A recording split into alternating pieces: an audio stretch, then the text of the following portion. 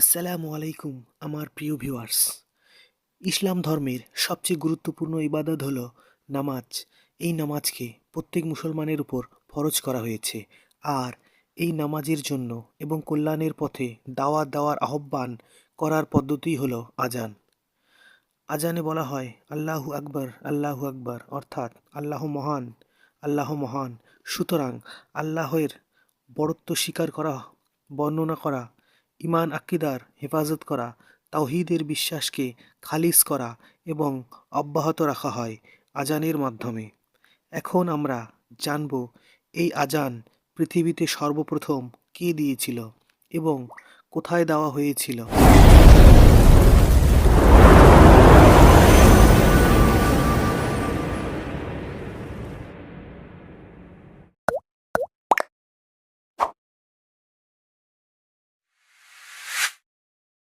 প্রিয় ভিউয়ার্স, ইসলামে সর্বপ্রথম আজান দিয়েছিল হজরত বিলাল ইবনে রাবাহ রাদিয়াল্লাহু তাআলা আনহু।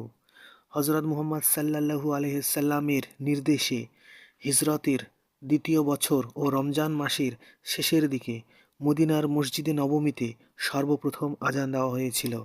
আর এই হজরত বিলাল রাদিয়াল্লাহু তাআলা আনহু ছিলেন একজন আফ্রিকান দাস, যিনি মুসলিম হওয়ার পর নবী মুহাম্মদ সাল্লাল্লাহু আলাইহিসাল্লাম এর মুক্ত দাস হন। তিনি ছিলেন অত্যন্ত সাহসী ও নিবেদিত প্রাণ একজন মুসলিম। হজরত বিলাল রাদিয়াল্লাহু তাআলা আনহু মসজিদের মুয়াজ্জিন ছাড়াও মুহাম্মদ সাল্লাল্লাহু আলাইহিসাল্লাম এর ব্যক্তিগত সহকারী হিসাবে কাজ করেছিলেন।